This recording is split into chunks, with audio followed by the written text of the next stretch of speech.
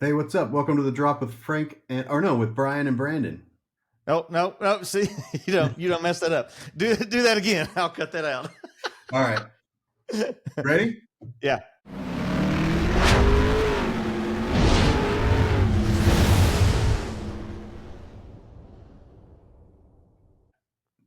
Hey, what's up? Welcome to the drop with Brian and Brandon. That's the wrong podcast. We're on Modified Rides podcast today. Oh, my bad, my bad. So you guys can see I have Brian Goude on. So good. People mispronounce it all the time, I'm sure. Mm-hmm. Any of you guys that's been in this industry for any amount of time know the name Brian Goude, Grinder TV. And as you pointed out on Mulligan's podcast, it's not the same Grinder as the app. It is not. I was first. I had somebody I was doing a photo shoot, and I said something about, I was that one at Dino's. I was like, Brian at Grinder hooked me up with this. And the guy was like, Grinder? I was like, no, it's not the same. It is. I do find it funny that app kind of took over the entire word grinder, because grinder has so many different meanings. Yeah. And many meanings before the app, but then the app comes along and it just like, oh, now grinder is like a bad word now or something. So what are you actually filming when you're out? That should be the question. If I film the other stuff, I'd probably make more money. So you've been involved in this industry forever. I know I've met you, gosh, probably 20 plus years ago, back, I guess, when you had the magazine and everything.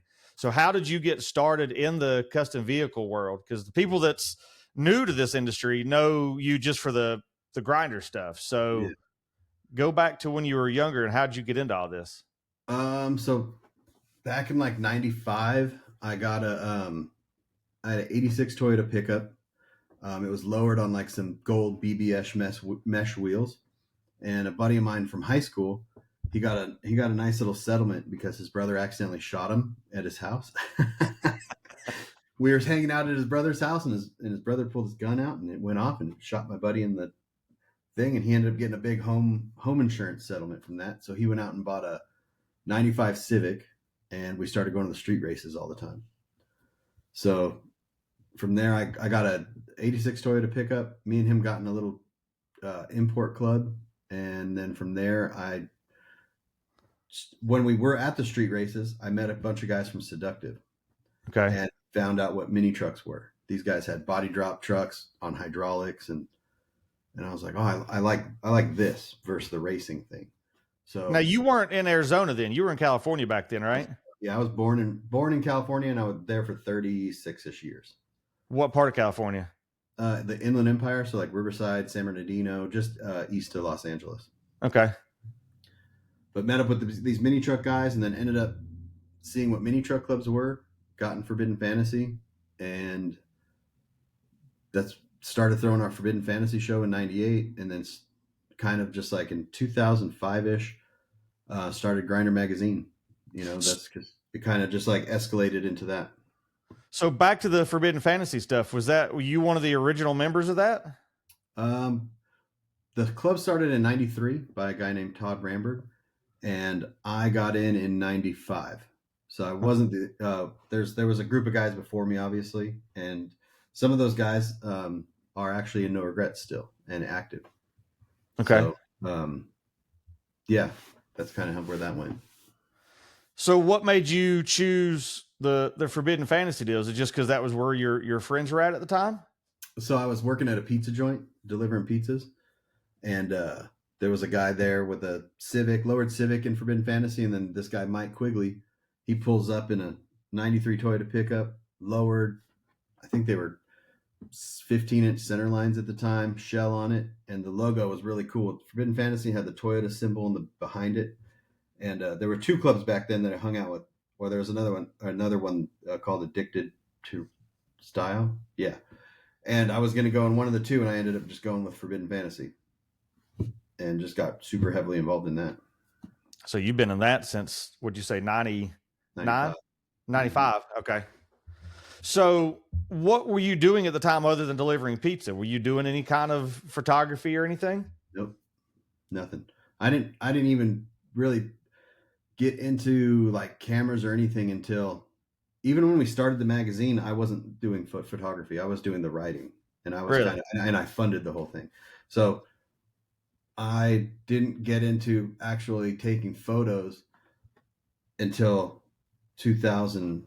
I don't even remember when it was, but basically Grinder magazine, we did 5 issues. Uh, and then the recession hit and everything just tanked. And then another person came to me later on and we released another issue because we were trying to bring it back. Yeah. That's when I finally picked up a camera and actually started to try to figure it out. So that was like 2009. So you didn't have any kind of background in photography, no school or nothing. The same way I was. I just kind of taught myself and then would hang out with Johnny O and Mike Alexander when they would be shooting at shows and ask questions. Yeah. I remember me and John went to the Salton Sea one time to do some scouting for a Grinder TV feature. And we were all taking pictures and we get home and John posts his photos and then I look at my photos. We were next to each other when we were taking these photos. And I go, why do your photos look so good? And mine just look like nothing. And so he started to explain to me about, certain aspects of photography, like framing and lighting and Photoshop and editing and all that stuff. So Yeah. that's when I started to I go, oh, okay. I started to take it a little bit more seriously. So how did I guess since that was your early aspect there, how did the Grinder magazine come about? Like where did that thought become fruition? I didn't want to work anymore. I didn't want to work a 9 to 5 Monday through Friday anymore. Ever since I got into Forbidden and started going to truck runs and truck shows, I would work during the week and on the weekends, and to try to afford to go to these things. And I was like, how can I flip that around and not work and still go to these things?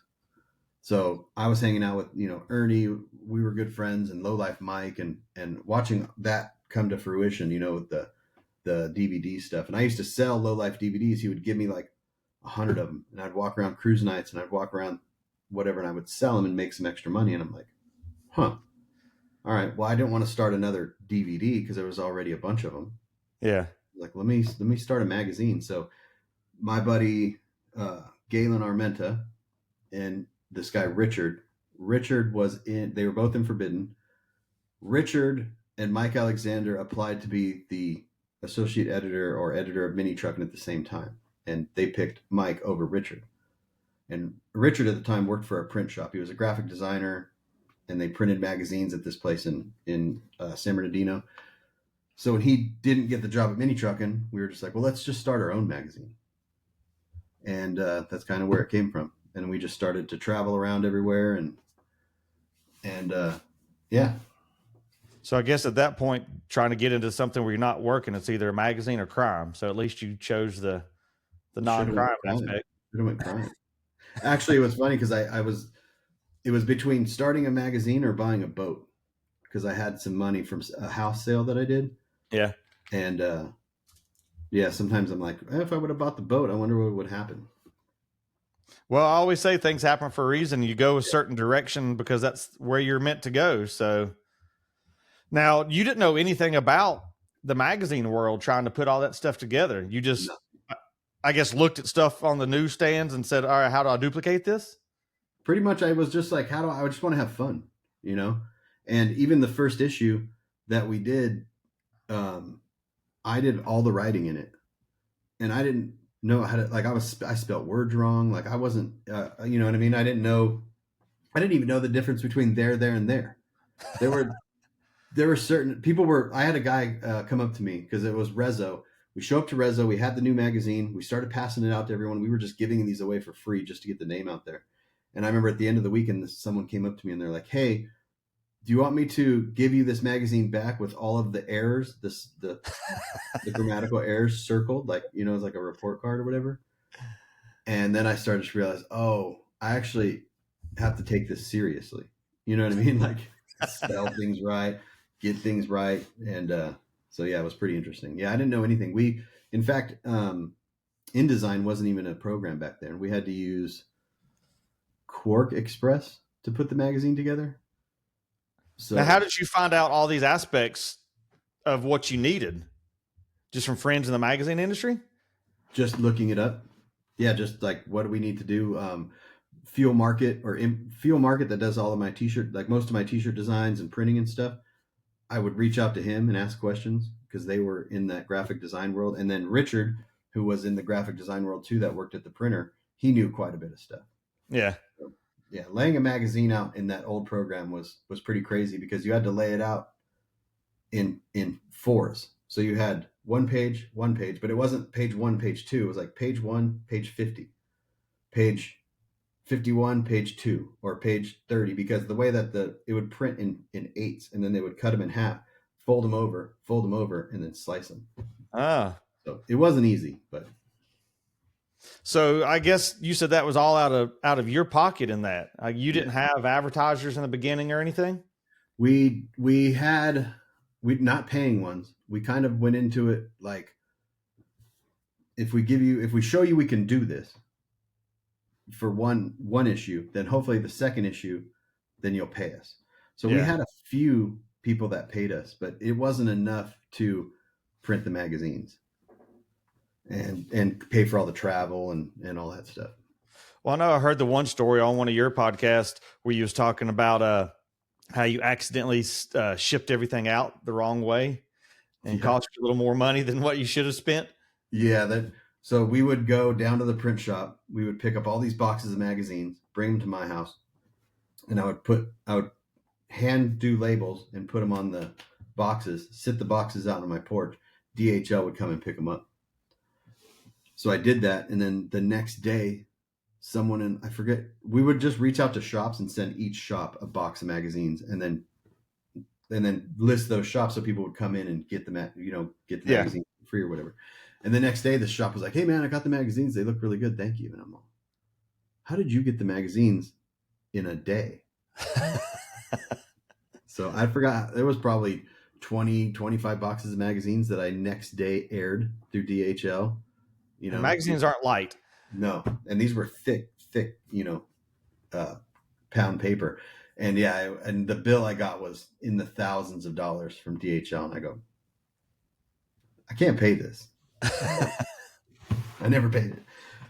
So that goes back to, sounds like you should have started crime instead of the magazine. So well, it goes back to the proof of, you don't necessarily need to, like, maybe not go to college or maybe not go to school, but you need to probably do those two things if you're going to go into some sort of industry, I remember, I think the first time I seen one was probably at down at Live Oak for Blood Drag.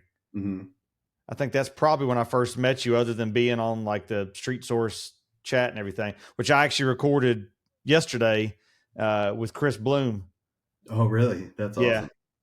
So kind of got some of the Street Source back end information on that, because that's how we all knew each other back then. Like, I wouldn't have known you by your if you just walked up, I don't think I even would have probably known your name. It was all our screen names back then. Yeah. Street Source was a big. We talked about this recently too. It's just a big way that everyone got connected from different parts of the country or even the world. And yeah, Live Oak, that was an interesting show. That me and my buddy from the magazine flew out to that, and I think that was the first time I had been on an airplane since I was like 2 years old. And I remember this is in one of the Low Life videos too. There's a secret menu on one of the videos where on the menu it says play and chapters, and if you click down again, the arrow disappears, and if you click OK, there's another subset of chapters. And that trip to Live Oak is in that secret menu. So that was the year, I think, the plane crashed in the middle of the show. Yep. Plane crashed. It was the year that we lit the center of the freeway on fire recording the drag session. Yeah, because I think John, I don't remember where you were. I remember Johnny O was sitting in the back. I had one of those envoys that the roof opened up and everything.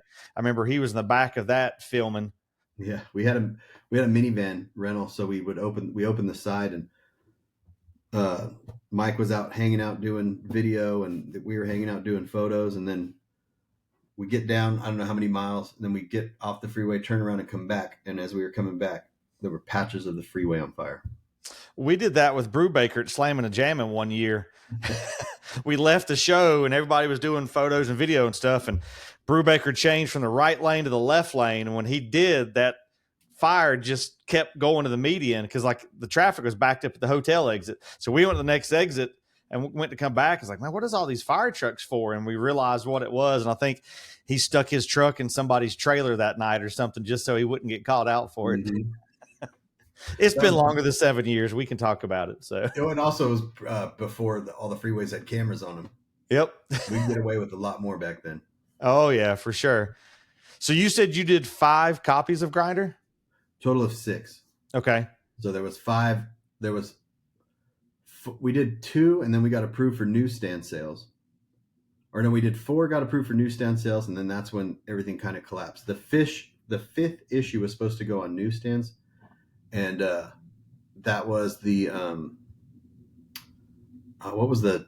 Now I can't think of the name. I should have brought the issues out here. The P1 bomber truck. What was the? Oh yeah, the Mazda. Yeah. Yeah.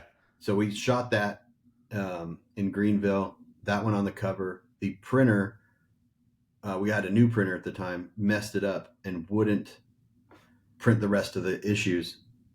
Like we had a conflict, so I didn't want to pay him for the issues he already printed because he screwed them up on his end.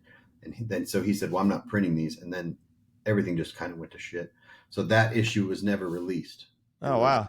Yeah, there was only a few hundred of them that ever even got out, and then the last issue was years later under another partner that I had, and we just tried to bring it back, and it just didn't work.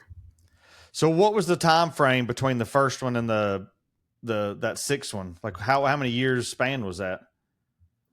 It was probably 4 or 5 years. How often did you release the first 5? The first 5 were released within a year and a half, I think. Okay, so it wasn't like a bi-monthly. It was a little longer than that in between. Yeah. And I guess you probably still have copies of all those. I do. I still have a few copies of most of them, and then there's one that I only have 1 copy of that issue, and I'm pretty bad about that stuff because I don't even have any of the Grinder TV Blu-rays and DVDs to myself. Really? Yeah, I think I have 1. But so if anyone's out there that has any of the DVDs or Blu-rays that they don't watch anymore and you want to send them right back to me, just so I have them for my collection, I'm really bad about that stuff. I have a bookshelf in here that I have a copy of every magazine I've ever had an article in. I've only recently done this, is started to keep all the magazines that I have shot the cover for. Okay. But back when I just was shooting features, I don't have any of those magazines. I went through this point in my life where I was getting rid of everything because I was keeping too many things. So I'll get sent magazines and they go straight into a box and they go straight to a show with me and they go in front of the booth and I just give them away. But I keep 2 copies of anything that I shot the cover for now. How many covers have you shot now? Do you know? Probably 20, 30 maybe. I don't know. I figured you would have been probably more than that. That's what's around me on the next to the ceiling here is all my covers. And I'm literally have my next one I'm waiting to show up and I'll hang up and I'm out of room. Yeah, I know. I see you post about you hang your next cover up and I go, man, I really should do that. But I don't. I just go to Walmart and get a black frame with the glass that pops out. It's the 8.5 by 11 or whatever the magazine fit. I just cut the cover off and throw it in there. But I'm literally once I hang my last one, I'm out of room. So I don't know. Yeah. You got to retire. Move. Yeah. Or move, one of those 2 things. Yeah. Yeah, I should do that. Like I said, I'm real bad about that. I have an entire folder on my computer of photography that when I went to Japan, like street photography, and when I went up to Yellowstone in Canada and Australia, and I finally just printed out a photo that I took up in like Montana and hung it on my wall. I'm just real bad about it. So after the magazine aspect, how long was it before you started doing the video, or did that overlap? No. So 2010 was when we started to do the video. And what happened was 2009, I left a job, a pretty good job that I had, and didn't know what I was going to do. I started a long time ago to get my real estate license because all my buddies were in real estate. Ernie, my buddy Jamie in the club, Mike Quigley, everyone's in real estate. Well, what happened was when I quit my job, that's when everything went to crap in real estate. So I couldn't do that. So I didn't know what I was going to do. That's what Ernie did when he left the magazine, wasn't it? Didn't he go into real estate? Yep. Yep. So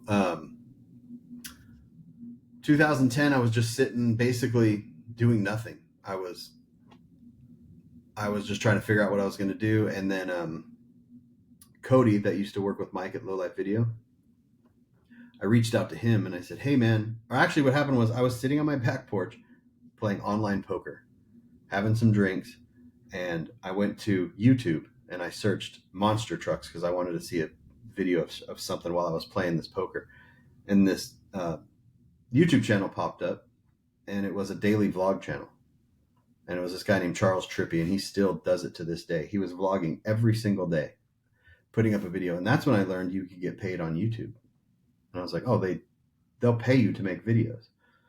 So I reached out to Cody, and I said, hey, I have an idea. I said, everyone's doing DVDs. I said, I want to do YouTube.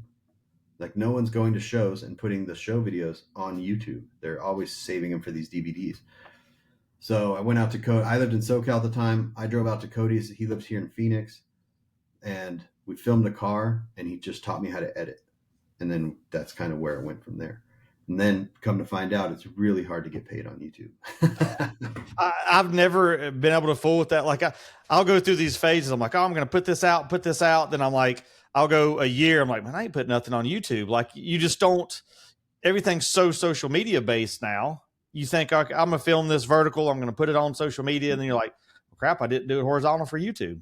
Yeah, it's really hard. There's so much coming at you, and you kind of don't know where to concentrate your efforts at. And if you concentrate your efforts on Instagram and you film everything horizontal, then you forget about the YouTube. And if you concentrate on YouTube, it's hard to navigate things right now. But I'm just sticking to YouTube, and I'll put up Instagram stuff every now and then. But I kind of find myself, I have to do one thing, because if I try to do everything, then it's just like I just need to concentrate on the one thing. So you said you started doing photography when you were doing Grinder magazine. Yeah, not. I started because I had to, because the guy that used to do the photography for Grinder magazine actually went, and he was the associate editor for Sport Truck.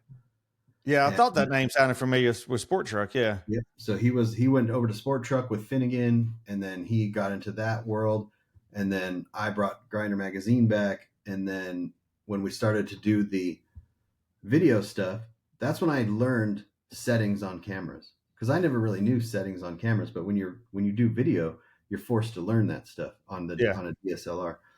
And then actually I started getting into photography after the video stuff.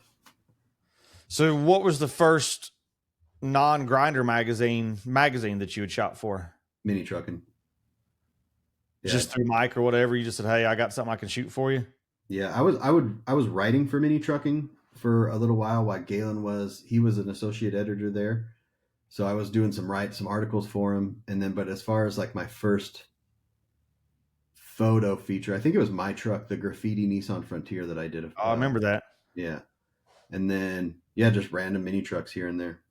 Well, at least writing for them, they had a managing editor that would go through and proofread everything before it would. Well, yeah, I still got things wrong, but yeah, there was that makes it easier for sure. Yeah. So when did you know that you wanted to do more of the photography stuff, or did it just kind of trickled into it? It just kind of trickled together, and doing the video stuff. When we started the YouTube channel, and then I started doing, I got with Eric at Kinetic. He was like, hey, can you come do these videos for us? So then it became like a pay gig. So I was doing videos for Kinetic. I was doing videos for MHT Wheels. I was doing videos for just various little, companies here and there, not making a lot of money or anything, but learning that. And then everything just kind of paralleled. Cause you've been shooting quite a bit photo wise. And you definitely have one of those distinct looks. Like I can see a picture and tell it's yours, which same way with most the big name photographers. Like I can look at an article and go, all right, this is who shot that before. Like you have your distinct look that you, I guess, have coined and figured out how to get your look behind it. More, I think it's more got comfortable with, because it's it's what something I've been trying to challenge myself a little bit more with doing different types of photography, because I'm just always like, let's go find an empty road, you know, and just do that. But like, I would love to like shoot more, find like city locations, or just challenge myself with that. But it becomes this a challenge in itself, because you're dealing with either a truck owner or a shop, and they only have so much time that they're going to give you, Yeah. you know. So it's just like finding I've got my truck that I've been messing with. So once I get that out, I'd like to take that around and kind of challenge myself in different scenarios. So those of y'all that don't know him, speaking of trucks, me and Brian actually drive the same truck. We both have the white Maverick. So I just now Yeah. finally got mine lowered. So Yeah, that's my daily. I've got that, and then I've got a Tacoma that I'm working on right now. So as far as like custom modified truck. it's weird because I'm down just to the one Maverick now, which I guess I have my Blazer, but I've not even seen it in person. It's still sitting out in Vegas, and it'll be next month before I even get to see it in person. So, Oh, so you sold everything? Is that? well, the wife has her Tahoe, and I have the Maverick. Oh, okay. The Sierra's gone. Older gentleman bought the Sierra and still showing it and everything. So he'll actually probably show it more than I did. And now you're working on the older Blazer, right? Yeah, the Oh, 77. so are you getting into, because you haven't done anything old, right? No, Everything you've done has basically been brand new. yeah, I've ordered every vehicle that I've had, all but like two, and it would just happen to be the right color combo and right options that I found in the lot. But everything else I've ordered. Yeah. So this is the first time I'm doing a full frame off, engine swap, new wiring, new fuel lines. Like it's a whole different level. So And it's going to end up costing you more than the new truck would have. luckily there's a lot of companies that's come on board and helping out with it. But if it wasn't for that, like I have a spreadsheet of literally every part going on it and prices, and I'm like, holy crap, this is stupid. Yeah. Yeah, but at But least it's a good investment on a Blazer. I'm doing that same thing on a 97 Tacoma that started with a front motor, a cab, and an axle, and is now a complete truck. And I have the same thing. I have everything I've spent on that on an Excel spreadsheet. And if it wasn't for friends helping me with doing the labor part of it, um, I mean, even still, it's the worst investment ever, you know. oh yeah, So, but at least for a Blazer, you can get your money out of that at the end of the day. that's the plan. But we'll see. I mean, I did good on some of my vehicles. Everything else I've at least broke even on. So Mm-hmm. it's not like I'm, if I would have had to come out of pocket 100%, I would have lost my ass on every one of them. Yeah, but you're like giving a return to these companies because of Oh all the yeah. media stuff. Oh yeah, for sure. And I'm actually, my plan this year is to go through and do more video content and everything of the build, because I'm flying out to Vegas once a month or so and spending a week or two just to help build it. So I'll actually be hands on. Oh, cool. All the heavy lifting I'm letting my buddy Adam do, like the welding and all the fab stuff and all that. But you know, I'm not trying to weld something and hope it holds. I've never welded, so I know my limits. Yeah. Well, just even documenting stuff, because that's what I'm doing now with my Tacoma, and like my YouTube channel is completely changing from like show coverage to now it's just basically me doing these builds. So just documenting a build and trying to, and all that stuff is it's a lot of work. So when did you move from California to Arizona? 2014. What made you make the move to Phoenix? Girl. Yeah, just at the time, she had just got promoted, and I could work from anywhere, and I didn't really have any like clients or anything. I was just kind of like going to shows. Actually, not even going to shows at the time. We were putting the DVD together. I really wasn't doing much. So moving to Arizona, it was a perfect time for me. And then between then and now, I've created this client base out here, you Yeah, know, with everybody, and it's just it's been a good move. yeah, because you shoot for pretty much most of the big shops out there. Jeremy at Trey Five, and Yeah, I do Jeremy's YouTube stuff, iCandy's YouTube stuff, Pro Performance, Arizona High Test. I've done stuff for um, I don't even know. There's just most like a lot of people that will just hit me up and say, "Hey, I need to shoot a video or whatever," and I'll go over there and do it. I didn't even hear about Arizona High Test till probably a couple months ago, and I was like, "Holy crap!" That the way they do all their lines and stuff is just. I'd hate to see what the bill behind one of those would be because it's Yeah, all perfect. Yeah, it's wild how many shops are out here. There's shops that I'm still finding out about out here. I think the Phoenix area is the custom truck mecca now.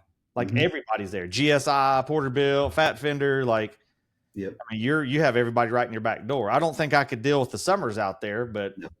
It's definitely tough, but at the same time, everything's indoors, so it's just like being in the snow, except you don't have to shovel the sunshine to go to the store. But you do. It is rough. This last summer, these last 2 summers have been real bad. This last summer was the first time that I felt like almost like a depression. Because I couldn't do anything. It was too hot to do anything. You try to do photo shoots and people are like, nope, nope, can't do video shoots. It's too hot. It's too hot at night. It's too hot in the morning, and you just kind of get in this just like being in the snow. I'm assuming, you know what I mean. You just can't do anything. yeah, the East Coast we have the seasonal depression during the winter. Hmm. I didn't think about that actually applying in the summertime. Yeah, it's just because it seems like it got hot earlier this year and stayed hot through October. It was 118 in October, a couple of days. Well, And it's like I know when we went out to SEMA this year, he was watching the weather. My buddy's building the blazer. He's like, "Man, y'all might as well pack shorts and all that stuff." And then like the next week, it was like 45 degrees, and I'm like, this is coldest I think I've ever been at SEMA.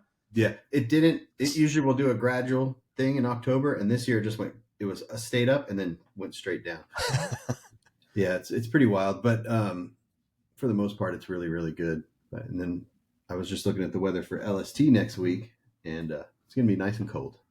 No, well, it's either cold or hot. Like there is no consistency with that show. No, It was like last year, everybody's complaining about the dust. And it's like, do you have to complain about everything? Like I wiped my truck off Thursday. And once I got around it and realized that it was already brown, once I got done wiping, I'm like, I'm not even going to wipe it. I don't even care. Like it is what it is. yeah, I yeah. turned my wipers on, I think Saturday leaving the show because I couldn't see through my windshield and it looked like snow coming off my windshield. But it's like, it's a good show. Go have fun. Don't complain. At least it's not snowing, or is it supposed And to? it's just that area of Texas. That whole area is always just so wild when it comes to the weather. Yeah, I hate to miss that this year, but when the wife said I have to be at Disney, I kind of don't have an option in that. So, You could tell everyone you'd rather be at Disney than LST. It's all right. We're not going to get mad. she's like, "Oh, we got these shirts and we're going to be," I'm like, "No, I'm not. We're not doing that. I'm not a third grader. I'm not wearing matching shirts to Disney." Oh man, yeah, the Disney thing is pretty wild. She's a Disney adult for sure. Like Yeah, it's definitely my nephew's been more times than I was as a kid, yeah, and it's he's it's 4. fun, man. We went to Disneyland a couple weeks ago. Me and Joe from C10 Vatos, his wife Morgan, she goes all the time. She'll go by herself. She just drives out there, spend a weekend out there, and come back. And I hadn't been in 20 plus years, and it was a lot of fun just seeing everyone. Everyone just has fun out there, and they're doing their Disney thing, and it's funny because people will make fun of that, but then we'll go to a truck show and we're all in our truck uniforms, you know. Truck uniforms. I like that. The Dickies and the black T-shirts and Oh the yeah, out there trying to look as cool as we can. yeah. So when did you thinking of LST and you setting up your booth and stuff? When did the booth come about? When did you start saying, "All right, I need to start selling stuff at shows"? I think the first merch I made was like right around 2015, 2014, and the LST we went and we just set up a 10 by 10, and me and Joe from C10 Vatos shared that 10 by 10, and then Frank from Custom Life, he's been doing booth stuff since the early 2000s, and I sold some shirts and I was like, oh, this is a good way to help pay for this trip because I needed to go out there to get footage for the final or the second DVD. I forgot, but I was like, oh, this is a good way to pay for some gas money. And then it just kind of snowballed from there. It was like, oh, then one show I would do really good at, and it paid for the gas money and the hotel. Yeah. And then you start to see, oh, and now it actually paid for the gas, the hotel, and a little bit more. And now it's just a big part of the whole thing. Big part. Well, of you've got a massive booth now. How big's your booth? It's just 10 by 20. That's what my easy up is. I try to. We have Frank's booth 10 by 20. Mine's a 10 by 20, and then Joe's a 10 by 20. Or if Lindsay's with us, pretty low 10 by 20, and we just kind of share a space. And then behind the booth, we usually set up more easy ups, and we kind of create this like fort, this kind of home base type thing, because we Yeah. got camera equipment, we're charging, we've got overstock. It's just become this like real deal merch media thing, and it's a lot of fun. So how do you balance the being in the booth selling stuff and getting content? So I have a lot of friends that'll help from the club, like club members that'll come out, and they like working the booth, so they'll work the booth, and I'll go film. Or if they're not there, um, Frank will go film. I'll work both of our booths, and then Frank will come back, and I'll go film, and he'll work both of the booths. So it's not to the point where it's so busy that um, we can't do that. There was like Mini Nats last year was super super busy, so luckily we had some friends there. We usually just rely on friends, or like for LST, I'm flying out a video guy. So the last few years I've been flying out my buddy Chupas, and he comes out, and I'll man the booth, and he'll go out and film. Gotcha. And I always give you hell about how you film, because those of y'all on YouTube, you can see the gimbal sitting in the back. I don't think I've ever seen you with a gimbal. You're the only one I know walks around with the camera, and there's no stabilization or nothing to it. It's one of those things where when I'll walk around with the gimbal a few times, but then I'll take it off the gimbal because I want that. I don't want everything to look like that. Gimbally. So, yeah. So right now I'm editing Dino's from 2024, that video, and Chupas, who films, he's always on a gimbal. And so when you watch that footage of that, it's all gimbal footage, because I didn't even have a chance to go out and film. I was in the booth the entire time. It was so busy. But I like to get that kind of rough and raw handheld, footage, because it breaks up the smoothness of everything. Yeah. I know the Pocket Osmo Pocket 3, when it come out, I think that was a game changer for a lot of that stuff. I couldn't tell you the last time I pulled my gimbal out of the case. Yeah. It's wild. That camera is so good at 90% of everything that you need Yep. it to do. So I mean, I shoot up the Tray 5 videos. That's all I use is that pocket. I like it. You can clip it back in the case, throw it in your pocket. You don't have to, if you got to go take a leak or something, you're not trying to hold the camera Yeah. and all that stuff. So, That and for rolling shots, oh yeah, it's usually just me, and the person driving. So I have that clamp, that spring thing that goes on the I back of the still want to truck. get one. So I have I'll be driving the Maverick with that camera on the back, and I'm looking at my phone, and I'm like tracking the vehicle on my phone and record. So it's really dangerous, but Yeah, that sounds a little bit illegal. yep. I was doing rolling shots of my Tacoma the other day, and my buddy Carl, we put the pocket on the back of his station wagon, and then I was in my Tacoma. So it's a stick shift Tacoma. It doesn't have Accu or anything. It's just a switch box. And I hadn't this first time I've really driven this truck in 15 years. So I'm driving the manual truck, operating the air, at my phone, operating the camera that's hooked to his vehicle, and just to get some rolling shots. Do you tether the arm to the vehicle, or you just No. suction cup it and hope for the best? Hope for the best. I tethered it the first few times I did it, but then I started to look at it and I said, if this falls off, it's going to slap and hit the Maverick, and it's just going to be all over the place. I said it'll probably do more damage to the truck than the camera's worth. So I just kind of go, and then I would think if those things were falling off, you would see them all over the place online falling off. Oh yeah. And I haven't seen videos. I haven't looked, so that's probably a good thing that I haven't looked, but of those things falling off. So, but so far, I mean, I've been on the freeway 70 miles an hour. We did a big cruise on New Year's, and I think I did 20 miles, and it just stayed on the back. That's the one piece of gear that I think I need to get this year is that, just because, like I said, I had the gimbal and all that stuff, but the hassle with that is, you got to set it up, calibrate it every time you set it up. And then it's a pain, where the Osmo, you just turn it on and go. Yep.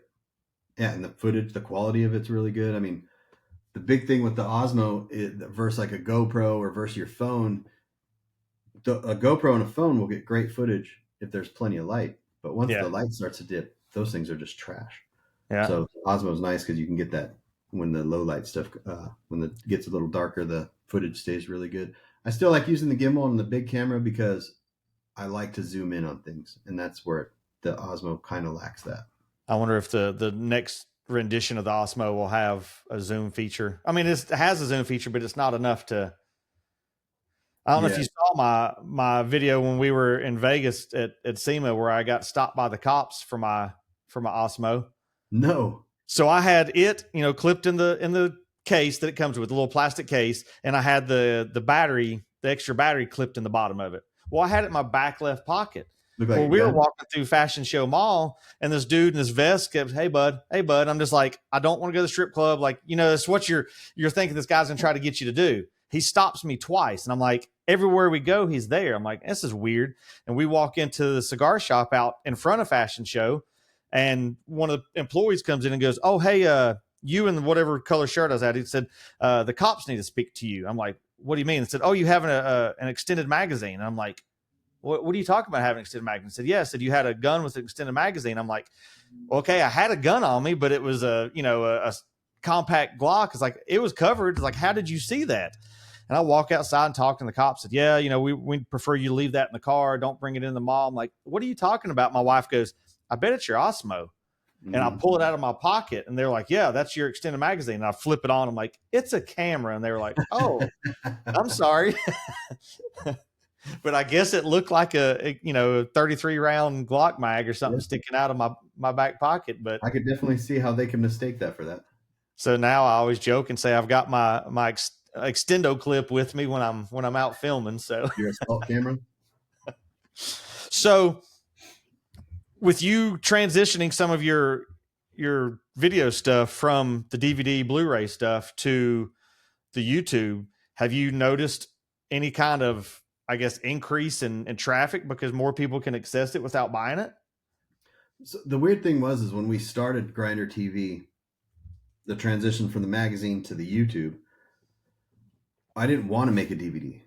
I wanted to do YouTube. But then I was like, well, maybe we'll make a DVD and sell that, and that'll help bring in some income. Yeah.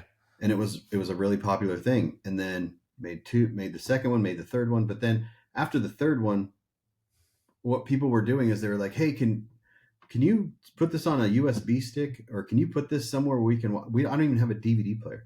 So we were seeing that go away so fast, that form of media on DVDs and CDs and everything. And I go, well, I just need to concentrate on the YouTube part of this. So we just said, we're not making any more DVDs. We're concentrating on the YouTube. And the crazy thing about you, when we started, like if you go back and you look at some of my videos, they're in the hundreds of thousands of views. And then you look at my videos now, and if I get 10,000 views, I'm fortunate, And I think it's because when I first started, there wasn't as much on YouTube, and now there's so much stuff for people to watch.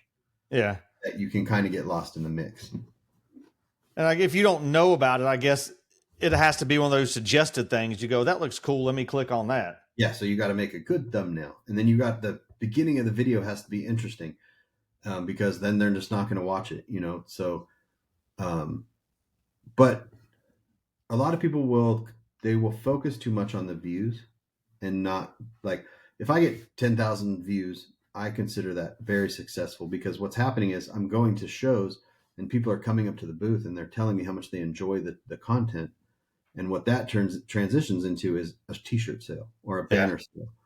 So, and again, this is just me that I'm having to fund, it's not, I don't have like a big crew of people or anything like that. So if I could just do that and steadily increase that, then I'll be happy, but just because it's just, like I said, too many people pay attention to the views, and they think, oh, if you don't have hundreds of thousands of views, or if you're not getting, they'll start with the YouTube, and if they're not getting a bunch of money, then they'll give up, And so it's just a culmination of everything. Well, it's like the saying though, if you have 100 views, if you put 100 people in that room you're in right now, like that's a lot of people. Well, then you put 10,000 people in your yard, like that's a lot of people, but you see it as it's only 10,000. Like that's not enough to do anything. Well, it's because we will always compare to the bigger channels. Yeah. We look at Cletus McFarland or whatever channels that you watch, and you see these, they're in the hundreds of thousands of views. So when your channel only gets X amount of views, you're like, oh, I'm not doing something right. But Yeah. it's just like anything. You can't compare yourself to anything. You just have to do what you do and make sure it works, you know? So Well, I know you also have the podcast. You know, we talked about it before we come on, but uh, when did you start your podcast? 20, what are we in? 2025, 24, 2023? I don't know. We're on episode 146. So that's 3 years basically. You're episode 56 for me, so I think Cool. 56 or 57. So Are you doing yours? Are you trying to keep them weekly or what's I'm your trying to do every Tuesday morning at like 5:30. I do audio and video release. You know, it's the same audio and video. Everything's the same. I try to drop it every Tuesday, and I'm one of those ones like during the whole SEMA deal, me gone for a month. Like there was 2 weeks, not consecutively, but 2 different weeks I didn't drop one, and I'm like, I got to have this out. Like I'm stressing over it, but it's yeah. like, you know, I guess we'll see how missing a week if it even does anything. But you Yeah. know, I try to. It's hard because we've been doing it every week and what's fun when I was at Disneyland, I forgot to bring the hard drive with me to edit that the one we recorded. So I had to do it when I got home, and so it released on Tuesday instead of Monday. And I was like, you start to kind of stress yourself out a little bit over these things that actually don't really matter much, you know, like if you Yeah. miss a week or whatever. Like we haven't missed a week yet, but I know there will come a time when, you know, maybe we might not be able to do it every week because there's just nothing to talk about. We get into these lulls where we're kind of like, we'll message each other before we record and we go, what are we talking about today? We have, because it's just me and Frank, you know, and we never set out to like do guest episodes, but then we'll try to, I'll go to SoCal and we'll record 3 or 4 episodes, and that'll get us through a month. And then he'll come out here and we'll record 3 or 4 episodes, and then that'll get us through another month. But then Yeah. there's times where we can't do that. And yeah, so we're just waiting for the week where we go, sorry, just didn't happen. But I also think, well, it's not the end of the world because like people still going to be trying to catch up from what's what. Like I have my stack of podcasts that are in I guess my library or whatever. You know, every week I'll go in there. Well, if I'm detailing cars back to back to back, I've got an AirPod in and I've got a full week of, 10 hours a day that I'm listening. Well, then I might have a week that I'm not. So it's like I get behind. And there's also so much content to consume these days.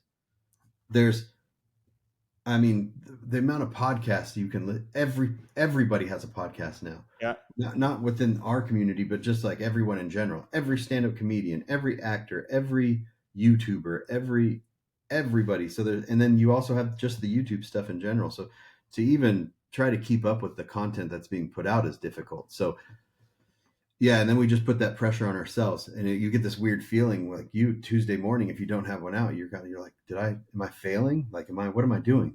You know, I, we're so hard on ourselves.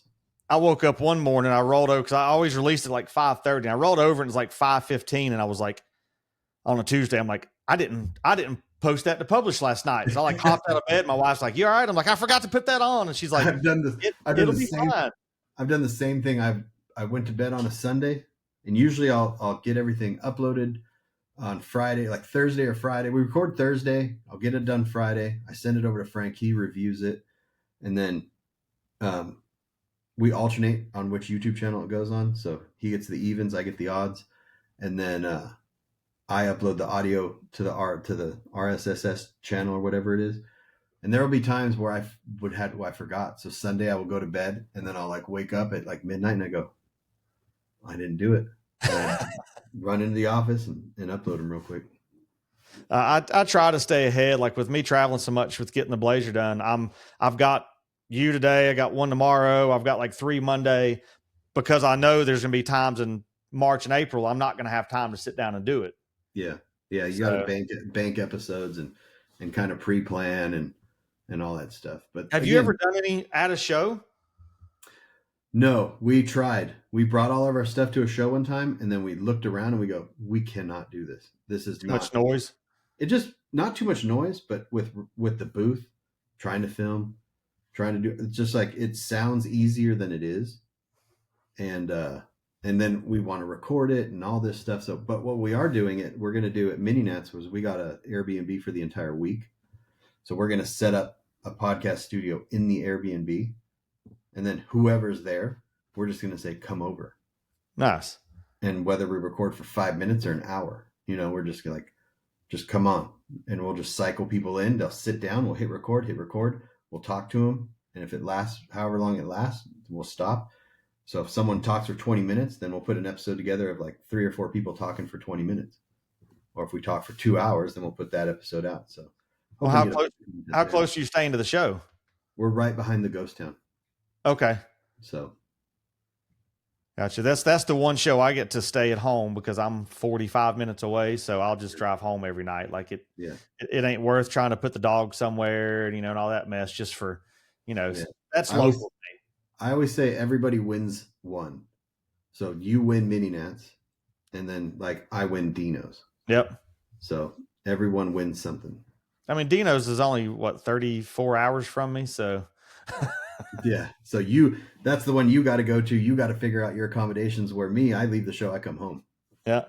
Well, I went to Dino's last year. It was the first time I'd ever been and was absolutely blown away. And I think that show solidified why I was doing the Blazer. Cause like I looked at it like at SEMA, I'm like, okay, I want to do a dually. I want to do a new Ford dually. And I started looking at dualies. I'm like, even the base models are $92,000. I'm like, this is stupid. Mm-hmm. And I'm like, I was like, I've never done anything old. And then when we got to Dino's, I saw the amount of Blazers that were there. And I'm like, this is cool. Cause then I still have a place to put my camera gear. I don't have to worry about it being in the bed of a truck and getting wet and stolen and all that stuff. And I'm like, let's do it. And then it just kind of snowballed. So this year I'm gonna do the same thing and do SEMA, then stay out at my buddy's house for a week. And then we'll go to Dino's and then come home.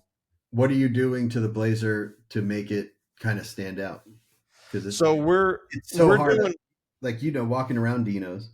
Yeah. Everything starts to kind of look the same. Oh yeah. You can only have so many white square body C10s. Like, yeah. Well, I've always been anti patina, I guess you would say, but this is the first time I'm doing one. I'm like, well, let's see, I don't have to really worry about it, but we are doing gloss clear on it. We're doing that, but I've got, Ghetto Bob's doing the interior and audio. So everything will be leather, be custom door panels, custom everything, Bob's level. Yeah. Patina is on the older trucks. It's one of those things where you can get away with it. Yeah. Because it gives it character, where, you can't do that on something new. No. And it also saves you a lot of money. Oh yeah. And time. Yeah. Some get stuck in paint gel, but we're, like, so we're doing the gloss clear on it, doing the interior, doing the LT1 swap, Heart Fab inners, doing all that. But, we're doing a Porterbuilt front to coilovers. Well, then we're doing I got a Porterbuilt rear for a C10 that don't fit a Blazer, but we're cannibalizing that to make it work. So we can have the outboard coilovers and the 4-link and all that. And we're cutting the floor some. So we're doing as low as we can, with a coilover setup. Cause I didn't want to bag it. Cause you bag one, you lose the back seat 90% of the time, or the seat's unusable. Like I couldn't even get my daughter to sit in the back and, and she's tiny. Yeah. But I wanted to be able to keep the back seat and all that. So we're, doing the 2212s on the rear, but we're actually going to raise the floor enough to tuck it, set it level. I don't want just a 4.6 drop. We're probably going to do like a 6.8 or something. So it's just a little bit. I think that whole body dropping, because when you put these chassis or these custom chassis or a lot of these stuff, then it's almost like your body drop from the get-go. Yeah. So I think like a coilover body drop truck that's as low as possible is super cool. I would love to have bagged it. Like I said, I didn't want to lose the seat, but then I didn't want to deal with the bag aspect. If I'm going to drive it back home from Arizona, like I don't want to be worried about a line or bag. I mean, I know shit can happen to it, but and I know the coilover thing on those old trucks is huge right now. Mm-hmm. So, I mean, it may wash into the rest of them and disappear, but we're keeping that tan and white. We're, of course, having to redo the top because all those tops fall apart. Mm-hmm. And then doing the till brakes and doing the till and the molding and stuff. So yeah, we'll see. I mean, I've got some good people backing it and some killer parts on it. And like I said, people like Bob doing the interior and Ryan Evans doing any of the paint work I need. So I looked at painting it, but I didn't want to throw another 20 something grand in it and have another 6 months of time. So, and what would start as 20 something grand could balloon even harder than that once they started getting into it and finding yep. rust and trying to line those panels up. And it's pretty wild. What are you doing for motor? LT1, Oh, nice. Gen V LT1 as a pullout out of a 21 Camaro SS, and doing a stage one cam and all that stuff. So it'll still sound good, look good. Yeah, that's going to be it's going to be fun to drive because all the ones that you've done in the past, they're fast and V8s and all that stuff. But like this is going to be a little rowdy. Well, like when I did my Sierra, I was like, why didn't you do the 6.2 and supercharge it? I'm like, well, I had my Audi wagon. Nothing's going to be as fast as that was, Yeah, period. So I could care less about speed, but yeah, my but wife's always, it's a different feeling in the Blazer. yeah, It won't be as fast as the Audi, but it'll sound faster. It'll just give this whole like rough muscle car shake you up a little bit. no traction control, Yeah, no yeah. ABS, we're doing manual brakes on it, Oh yeah, yeah. That'll be fun. Yeah, it's definitely a different world for me to do the old vehicle. I've never done one, and I'm dealing with companies that I've never dealt with before that I never thought I would deal with. But I guess I've created enough of a catalog of stuff I have done that Yeah. people like Edelbrock and stuff's coming on board. Would you ever go? Do you think you're gonna sell it out once you get done with your rounds? Just because that's just kind of what you do. Not saying it's a bad thing, but you kind of just you move on to these new projects over and over. Well, my thing with that is once it's done, I'm bored. Yeah. Like when I'm done turning wrenches, that's the only reason I kept my Sierra another years because I knew the Tahoe was being in the works, so I Yeah. still had something to tinker on. Yeah. But I still had the Maverick I was tinkering on, so I was still wrenching per se. But this one, I plan to keep this one a little longer. For one, because it's going to be probably one of the first big full out builds that my buddy Adam's doing, and I think that would be huge for him. I mean, he's been in the scene for 30 years, but now that he's got his own shop at his house, because he's not had his own shop since him and Joe had Musso Motorsports. Okay. Oh yeah. So, Yeah. but I want to keep this because this lets me go to different shows. I'm not stuck to just mini truck style or lifted truck shows. I can do the mini truck show, the classic show, the C10 shows. Like I can do more stuff, which in turn gets me more content, gets me more chance of shooting features. Like it's a whole different world, I think. Yeah. Yeah, and it'll also, like you said, you're working with these companies that you never worked with before, so that's gonna open up avenues for future builds. I've had a couple of the sponsors I have this year, we're back and forth. It's like, oh yeah, I've followed you for years. I love your work. And I'm like, wow, like that to me said I've done something substantial when companies I've never worked with knew who I was before I emailed them. Yeah, right after Barrett, I shot this Super Bronco thing, and they came up to my house, and we did a bunch of rolling shots and photos, and the company's out of St. Louis or whatever, and the guy was like, "Oh, you're Grinder TV?" Because my garage was open, my Tacoma was in there, and he saw, and I go, "Yeah." He goes, Yeah. "Man, I've been following you for a long time," and I'm like, "Oh, that's it." Like makes you feel good.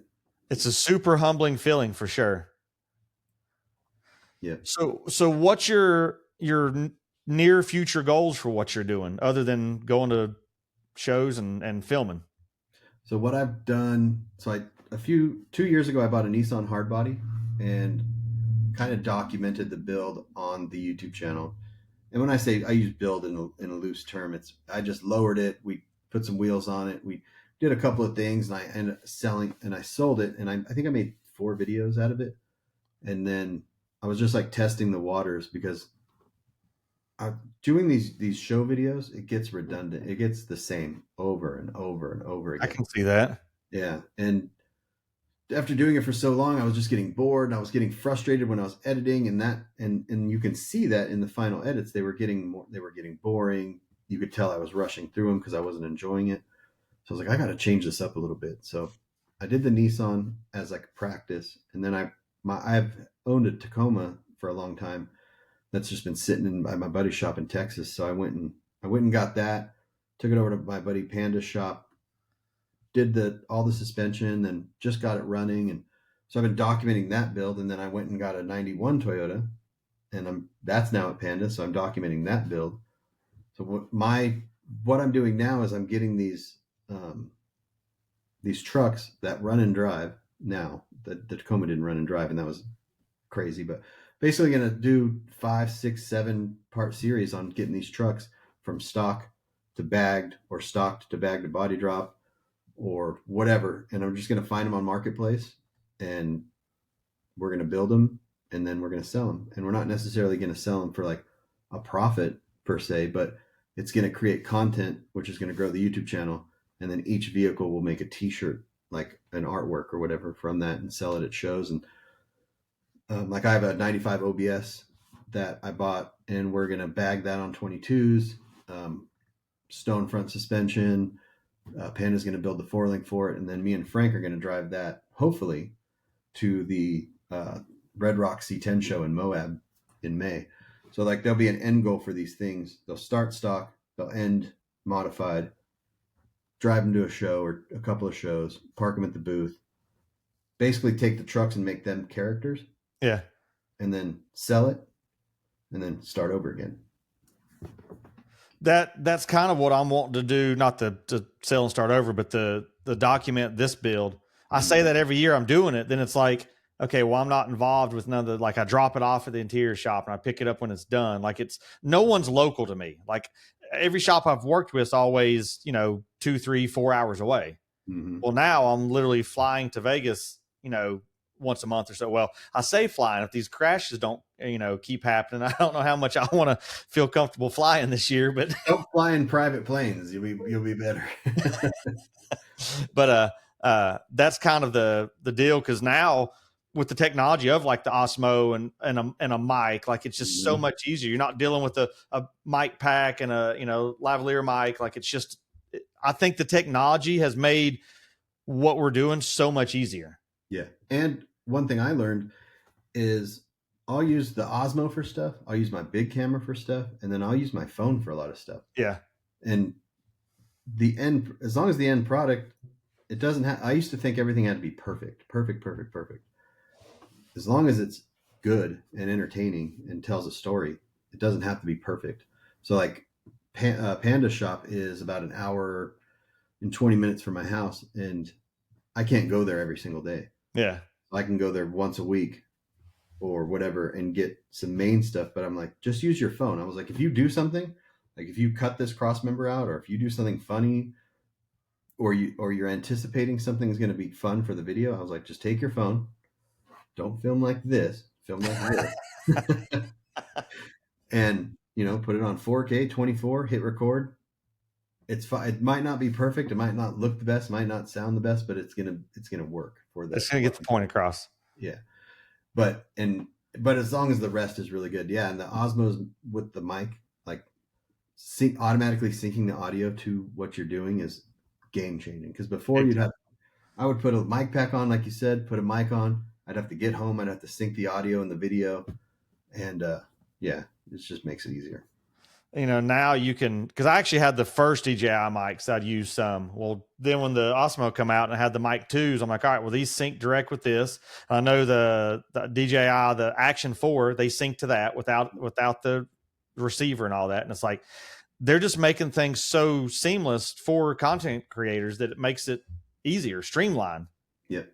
And even the microphones now, like I have the Sony cameras and I have the receiver on that, and the DJI mics will sync to the receiver and sync to the camera. Yeah. But now even just the Sony mics that they make, because you don't have to put a battery in them, they power off with a hot shoe. And even those it's just so good. Technology is making it so easy for everyone to do things, like even when it comes to phones. Well, look at the cameras that I had when I first started shooting. I'd say a good 15 or 20 of my covers, my current iPhone is a better camera than what those covers were shot with. Yeah. Yeah, it's wild. And it, like the cameras that are out now, the mirrorless, whatever they are, it doesn't matter. They have face detection, eye detection. Yeah. When I first started shooting video for Grindr TV, I was using a Canon Rebel T2i, which essentially was the same as a 5D Mark II. The 5D Mark II is what revolutionized DSLRs to shooting video. Yeah. because of all the manual settings. But we had to focus every single shot. There was no autofocus. There was no nothing. And then you started getting autofocus, but it was only contrast focus, so it would still mess up. But now it'll just lock in on your eyeball. It knows if it's a human eye, if it's an animal eye. And then the pocket, when I'm doing rolling shots, I just draw a square around the truck. Yep. And it just tracks the truck. Same with the drone. Like I say it's easier, but you still, as a content person, you still have the job to make it interesting, because it doesn't matter how good the video is or whatever, like quality wise. If you're not able to captivate the audience, then you're going to lose them. So with you doing the magazine, the DVD stuff, the YouTube stuff, the podcast, what suggestions or recommendations would you give to someone that's trying to get into the content creation world? Because I think you've dabbled in more aspects of it than probably about anybody that I know.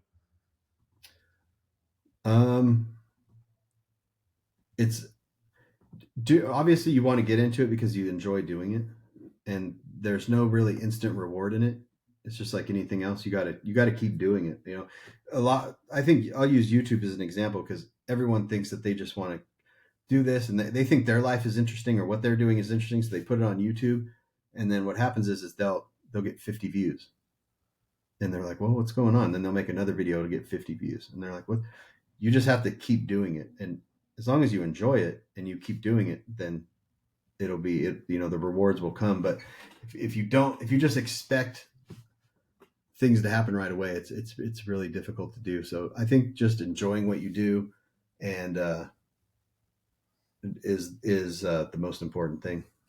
I think that would, cross over to any genre. Like my daughter watches a bunch of like makeup type stuff that would never be in any of our feeds, but she would never see any of our stuff in her feeds. Yeah, that's a thing too, right? Because I watch a lot of van life videos. Oh, I thought you were going to say makeup tutorials. No, not yet. Not there yet.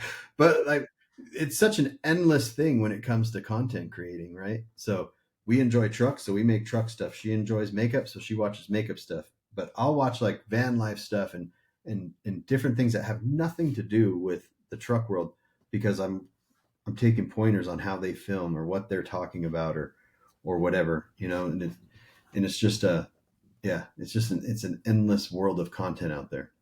Well, it's like, I know Robbie at Keg Media, he got into all this overland stuff. He was back and forth. Hey, what are you filming with? Blah, blah. I said, hey, pick up the Osmo. And he was doing that. And he would like set it up and drive by it and then back up and turn it around. And like, he put his first video together. I'm like, I'd swear you've been doing this for 15 years. He's like, no, that was literally the first video I've ever put together. Yeah. Anyone that always says, what camera should I get? Before the Osmo, I would say just use your phone. Yeah. And do it before you go out, because a lot of people think they have to go out and spend $2,000 on a camera, $1,500 on a lens, and all this stuff, and they realize like, oh, the equipment actually doesn't make it you get the views. Yeah, it's what you're filming and all that stuff. So you can start with something cheaper, but the Osmo is like. And now I tell people, I'm like, just get a Pocket 3, because your audio is going to be good, your video is going to be good, and then you're already ahead of the game. I wonder when the 4 comes out, if that's going to be another step up. I know it's crazy, right? Because you've got your phones, they come out once a year, and then GoPro was doing that, and they still do it where they'll come out with a new camera every year. And then I don't know how fast they're going to release Pockets, but I'm going to say, I mean, what would you improve? What do you think would improve on a 4? The only thing that sucks that I don't like about it is it doesn't have like eye recognition or facial recognition. Yeah. And so it'll jump focus sometimes. Yeah. So I've watched mine when I film. Sometimes I'll watch my back or my wall and stuff behind me breathe when I'm doing this sometimes. And I'm like, I have to touch it to kind of like refocus it. Yeah. Because it's jumping focus from your wall to you. It happens when we were just recording a podcast with 4 people. And if the camera's far away, it's not going to do it because everything's in focus. But the closer you get up, it's like jumping from your face to the wall. And it'll get a boom, boom, boom. So I think that, and you can stop that by just taking it off continuous focus and then it'll just focus on your face. But remembering to take it off continuous focus to that focus every single time gets kind of annoying. So it would be nice if they just had a focus on my face type thing. I think if they had the a zoom button or something on it would help. Maybe even add more, bokeh to it, so like you'd have more separation with the background when you need it. Yeah.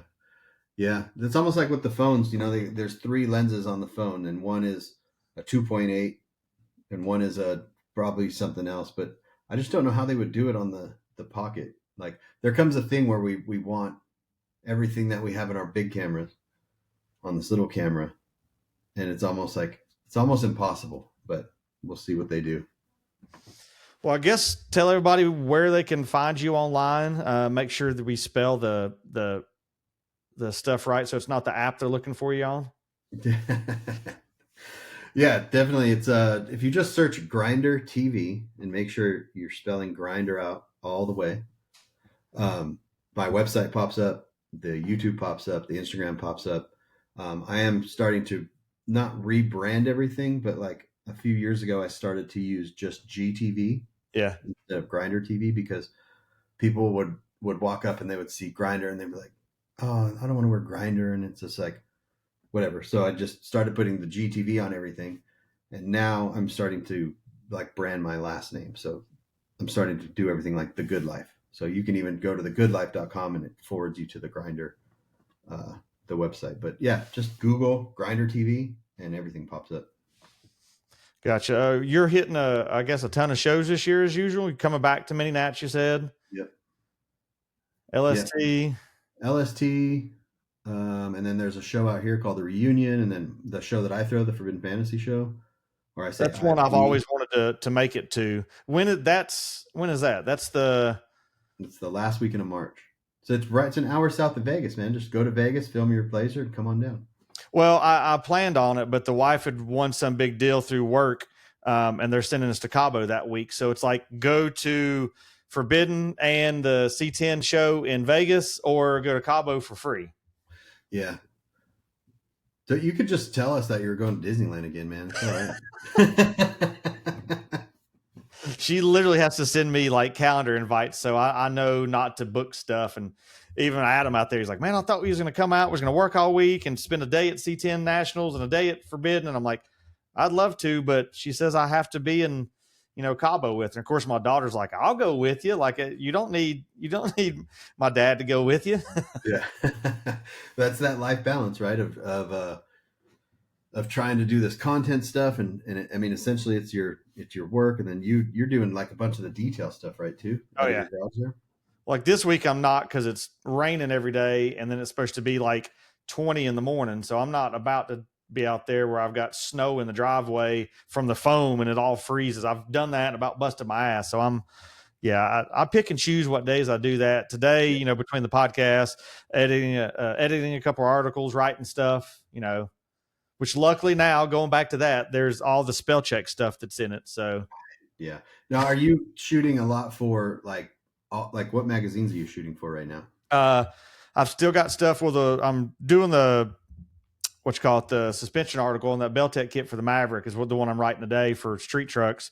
Still do stuff for Mike at C10. I've got 2 to go shoot here within the next month or so for Rob at Classic Truck Performance. I do stuff for Scott at CK. So kind of whoever needs what in my part of the world. So yeah, kind of the same way I am too. Yeah. Does Rob listen to this? Rob, can you run some of my features, man?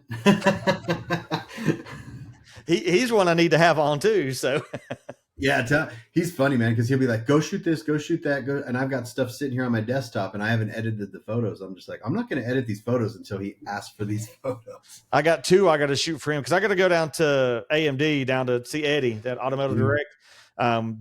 Their video people's doing some stuff with me coming down as a sponsor, like almost like I'm picking the parts up, even though we're not picking the parts up, they're shipping them. But it's still, they're doing some content with me, talk about the Blazer. Well, then I got 2 to shoot for Rob. One of them lives in the same town that AMD is, and the other one's coming up for me to shoot both of them there. So, because they're only 2.5 hours from me. Do you, when it comes to print magazine stuff, because everyone was like, print's dead, and then you've got these few magazines that are still, Street Trucks is like very corporate, and I don't know what else there is out there, but like when it comes to like CK and these other ones, they're more, I don't want to say smaller because they're actually, I don't know what their numbers are when it comes to sales compared to these other ones, but like, do you see how long do you see that print stuff going on? I honestly don't see it being too much longer. I mean, I remember going to Books a Million or Barnes and Noble or something, and I'd spend hours looking through at bylines to see who was shooting, who was writing, what the editor's email were. Hey, can you use me? Do you have anybody in this, the Southeast area? Now you go and there's like a 30-foot section of magazines. Yeah. Yeah, it's weird because it's almost like that Walmart effect where now, Walmart would come into a town and it would wipe out all the mom and pop stores, Yep. like the main street. But now you have people seeking out, same with restaurants, right? So when I go places, I like to seek out locally owned joints. Same. And I'll pay extra just to go to a locally owned place versus a chain restaurant. And I wonder if that's how the magazine industry is going to be, is where like with the new mini trucking, it might cost a little bit more money or whatever, but I'd rather support that. And because you're not supporting like a big corporation, you're just supporting a couple of dudes. And I wonder if that's how the magazine stuff, like it's not essentially going to go away. It's just going to kind of alter. Well, I know a lot of it's going towards the digital side of things. Everybody's doing the video because, like before, all these videos you're doing on your builds would be for like an install article. Well, now you're doing them for video. Yeah, but like that's why like with we've talked about this on our podcast about with Mini Trucking Magazine, even CK and all this stuff. Like if I were to start Grinder Magazine or any sort of magazine, I wouldn't even put that stuff in my magazine. I wouldn't do any tech articles. I wouldn't even do show coverage. And if I did show coverage, it would probably be a different way, because you could see the show coverage online. The It's just day on of. Facebook. It's on. I think show coverage has its place on digital, but when it comes to like features, where you're taking the time to photograph them really well, I think that like comes through in print better than it does in digital. Like it's more special to see that. So if I had a magazine, I would just fill it with features versus fill it with that other stuff. Well, I know when I had Brian McCormick on, he was talking about back in the trucking days before they ever started street trucks. They'd be selling 250,000 copies a month. Yeah. But that was pre-YouTube. Like if you wanted to see how to do a C notch or something, you'd have to pick the magazine up. You wanted to see show coverage, you'd wait 6-8 months for it to hit the stands to see show coverage. Now you can go Friday afternoon and find coverage from that show without even being there. Yeah, and that's where I think it, like, leave all that to the digital. But when it comes to like a special, like a photo shoot where you're taking all these really really good photos, you're taking the time to set up this photo shoot and stuff, I think that's where the print will survive. But the other stuff like it almost belongs on YouTube and belongs on social media, on that stuff, because it's just more accessible and it makes sense for the consumer and it makes sense for the company. But when it comes to like an owner of a vehicle, like my truck, and say I didn't know how to take photos, and I seek someone out like you because I see your photography skills, I think that is where like the print magazines should I say should kind of alter course and just make it more special when it comes to the photo shoots, and the other stuff can just live online. Well, I know a lot of that, the features usually hit online before the magazines even drop. And that it kind of blows my mind, right? Because I get it, but at the same time, I don't even show, when I go to shoot a truck, I don't even show the person that I shot the truck. I don't even show them the photos. They always like, let me see. I'm like, look, if you're adamant about seeing them, I'll show them to you. But getting the magazine and opening it and seeing it for the first time is something super special. Like that feeling. If you get your truck shot and then you throw it online, and then 4 months later the magazine comes out, that magazine means almost nothing. You've already seen the photos, you've already done this, you've already shared it to everybody. But if you see the magazine first before everything, and you even just taking a photo of that and showing people or putting it in someone's hand, I think like that's a feeling that is unlike any other. Well, like I'll usually edit or pull one photo out of the edit and be like, here's a teaser, it's coming out, whatever. It's like, I know some people will get mad, be like, well, why are we going to run that if you're posting it? I'm like, well, it's going to be on the website before you ever get the magazine. Yeah. So I posted one teaser to make people go, that's cool. Let me go look for that. I really like that. Like Yeah. that's, Yeah, because it's changed. Like the entire etiquette of a photographer has changed when it comes to that stuff. Because yeah, before, right, you'd have these magazines that would fight for features, and then you'd shoot that truck, and then that truck would never. That other magazine couldn't shoot it, couldn't post anything, couldn't post about it. But now it's almost like if the magazines are posting it online before it goes to print, then by you posting a teaser, it's almost promotion for the magazine. yep. So yeah, it's all changed, and sometimes I'm still in that old school mindset of certain things, and then I see other people doing different things with magazines, like other photographers doing stuff, and I go, are we allowed to do that now? I have no idea. Well, I know when you shoot, a lot of times you'll shoot features or the photos and the video at the same time. It's And so hard. I try to not do that. it's so hard with that window to get the light right, and then you're rushing through it, and then I will only do that if I have to. Usually, if someone says, "Hey, I want to," like Jason at High Test, I shot a truck for him a couple weeks ago, and we actually got access to a little private airport out there and all this stuff. And he goes, "I want to do a video and I want to do photos." I said, "You have to make which one do you want to do? I can't do both because if I do both, they suffer. I'm doing a shortcut, yeah.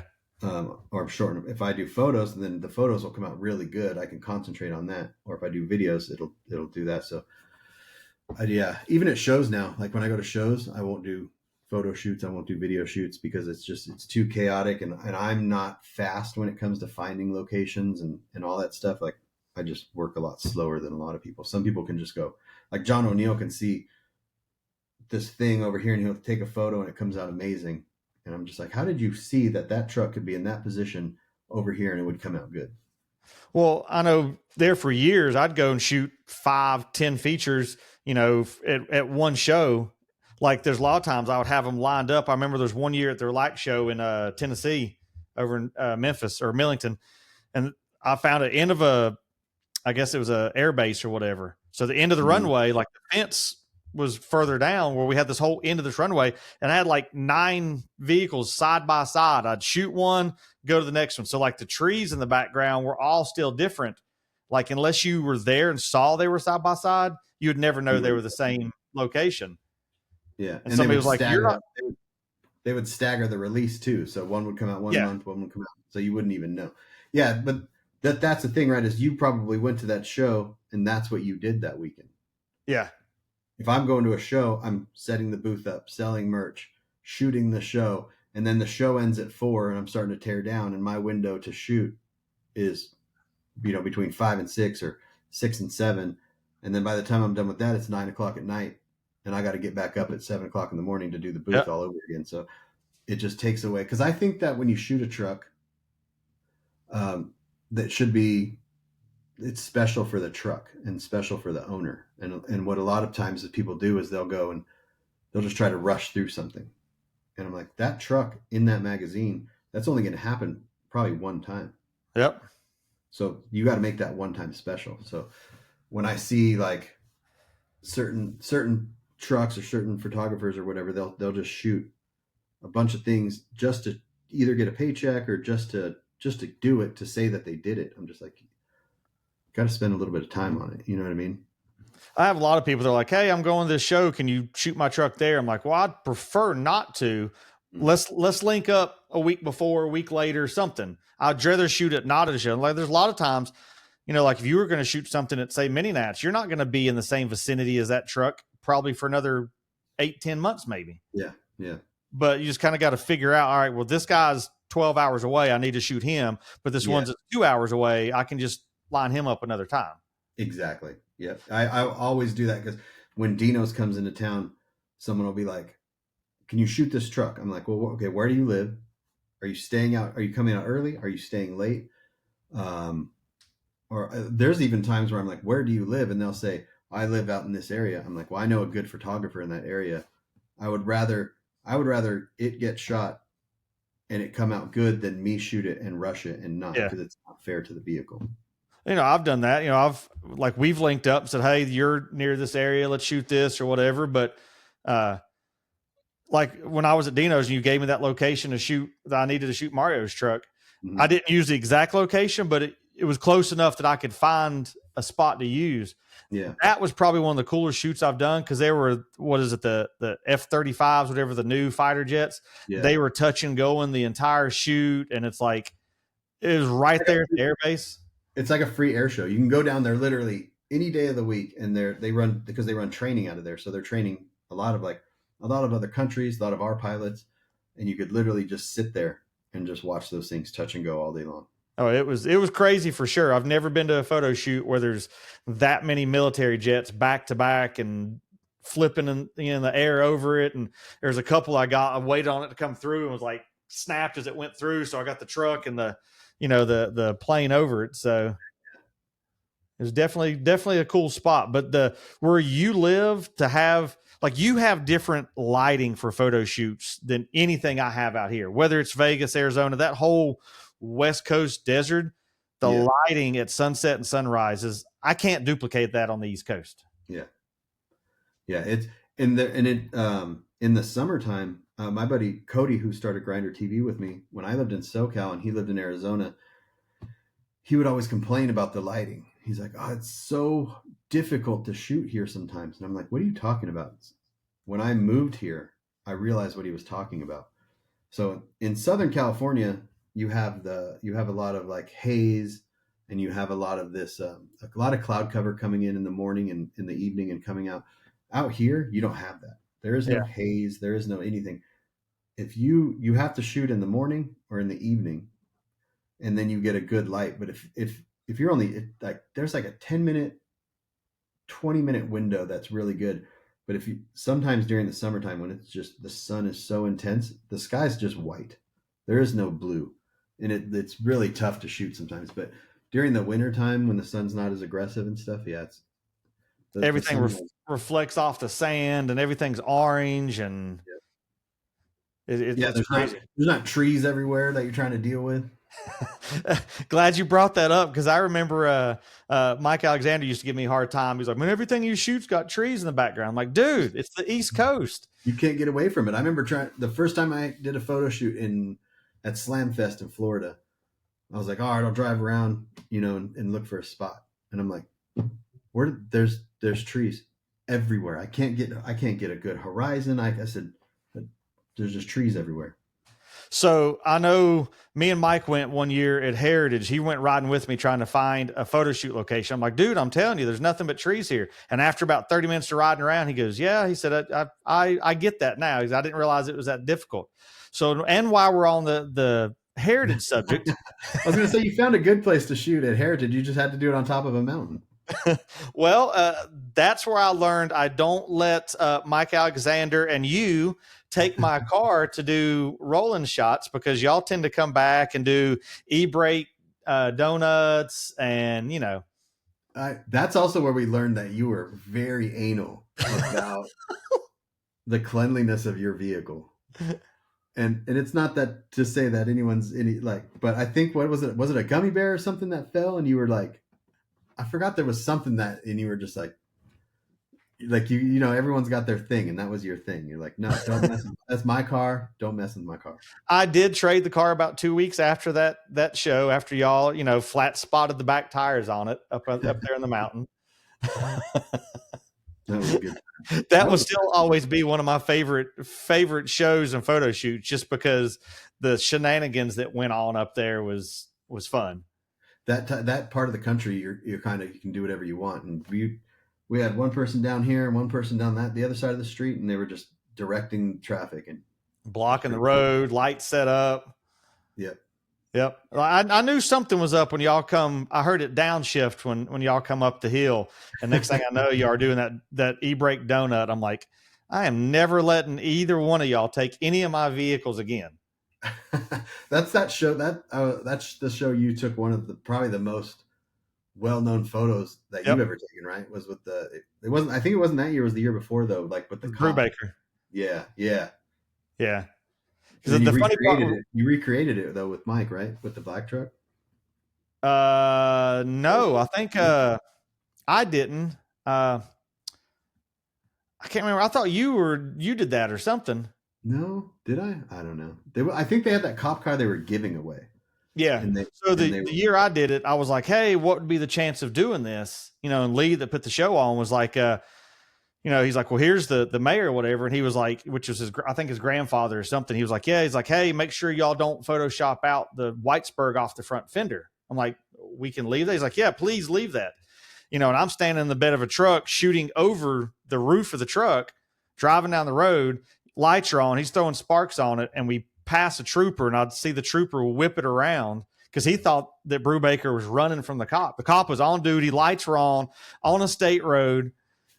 I remember we got to McDonald's to stop. The trooper pulled in behind us. He goes, yeah. He said, this whole time I thought you was running from it. And Brubaker's like, yeah. He's like, that would be too real. And I remember the cop grabbed Brubaker and threw him on the hood of the car, like face down. He goes, so is this how real you want it to be? He's like, dude, I was just kidding. And the cop let him go and was laughing. He goes, I was just kidding too. Oh yeah, definitely a different part of the country where you can do certain things. Oh yeah, when they gave us full permission to do that. That was early in my, I guess, career in this, and that was one of those pictures that just kind of took off. Yeah. I never thought that a picture like that would become viral. That was before viral was even really a thing. Yeah.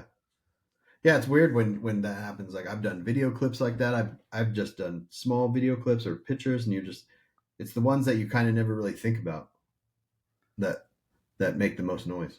Now that picture somebody had for sale as a poster on eBay. I had a bunch of people sending me the link to it, and they're like, hey, somebody's selling your picture. And I'm like, I messaged them, was like, that's my photo. I was like, well, I found it online, I can sell it. And I'm like, no. Yeah. That was the only one I've had that somebody tried to sell like that. So yeah, they do that with the t-shirts too. They'll grab your t-shirt off of whatever, and then they'll put it on their own t-shirt and throw it on a website and sell it on there. The good old internet. Yep. Well, I definitely appreciate you coming on, man. It's good to catch up. I guess I'll see you here in a couple of months at Mini Nats. Yeah, I appreciate you having me on, man. Yeah, Mini Nats. I'm looking for. When do you go? Oh, you live out there. Never mind. Yeah. So I'll be out probably a lot of times. Depending on weather and what I got going on, I'll come out Thursday for a little bit or something, or Friday.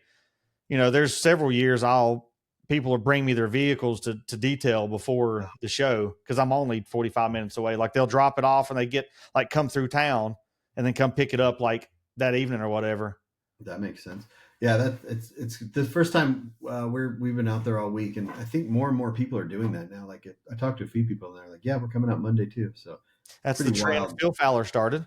Yeah, Phil Fowler definitely started that. In fact, it was him that got me thinking about, oh, we could do that. Yeah, we could do that. So that's the way it is for Dino's. For us, like I missed the truck week or whatever that was before. I think this year I'm going to go over for that. Yeah, this year was the first year that they've done that. Yeah. So they have the Tray 5 eye candy thing on Thursday every year, but this was the first year I think they did something on Tuesday, Wednesday, and Thursday, or Wednesday, I don't know, but yeah, it's becoming its own week long of festivities. Yeah, because like I'm working with Porterbuilt, and I know that they're I think they stopped by there or something. I got some parts coming from GSI. Like I know they stopped by there for that. So I think this year I kind of want to come out earlier and bounce around. So yeah, it was literally the first time I'd ever been to Phoenix at all. So it was definitely cool. But I don't think I'd want to be there during the summer. So yeah, I always tell people. It's just like anything, right? Like I used to drive to Canada every year for a show, and I would go through Montana in July, and I'm like, I love it here. And they're like, come back in the winter. I'm like, I forgot, things change. 7 foot of snow. Yeah. All right. Well, I appreciate you coming on, man. All right. Thanks, man. I appreciate it.